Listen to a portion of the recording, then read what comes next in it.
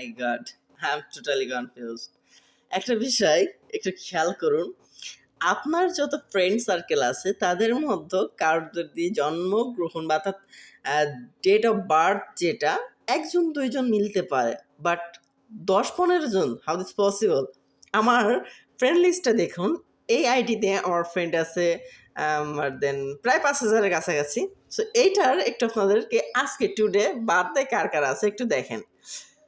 শারমিন আক্তার সীমা, MD Roni, রাতে জাগা পাখি, রত্না আক্তার, অ্যালেক্স সুমন, ইকবল, সুমন খান, এটা আছে ফরেনার, যাই হোক নামটা উচ্চারণ করলাম না, কি একটা আছে, কবির আহমেদ, সবগুলো কিন্তু 1 তারিখ, এমডি শাকিল আহমেদ, ঠিক আছে, তারপরে মোহাম্মদ হোসাইন, তারপরে মনিরুল, তারপরে আসাদুজ্জামান, দেখতে পাচ্ছেন টুডে, কিন্তু সব কিন্তু টুডে, আজকে 1 মার্চ, ঠিক আছে, সুখ পাখি,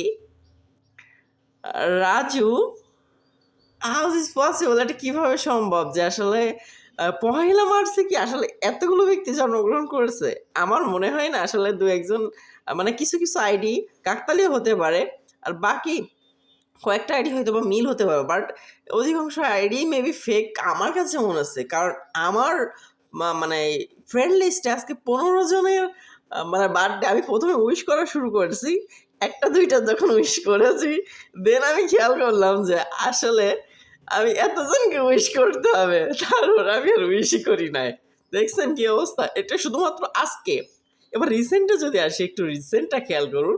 রিসেন্টে কার কার ছিল বা সামনে আসতে চলেছে, এটা হচ্ছে ফেব্রুয়ারি 29 ছিল, ঠিক আছে, মানে গতকাল ছিল, তার আগের দিন এটা ছিল, তার আগের দিন এটা ছিল, তার আগের দিন মানে 28 তারিখের ঘটনা, 27, 28, 27, 28, এভাবে যদি যাই তো এই ফেব্রুয়ারি মাসে আরো মনে হয় 20-30 জনের আছে, ঠিক আছে। তো এটা আমি আর নিচের দিকে যাচ্ছি না, এটা আমি আসলে দেখে আমি খুবই অবাক হয়েছি যে এটা কিভাবে সম্ভব। তো এটা কিভাবে সম্ভব, আপনাদের কাছে প্রশ্ন থাকলে আপনারা একটু কমেন্ট করবেন দয়া করে।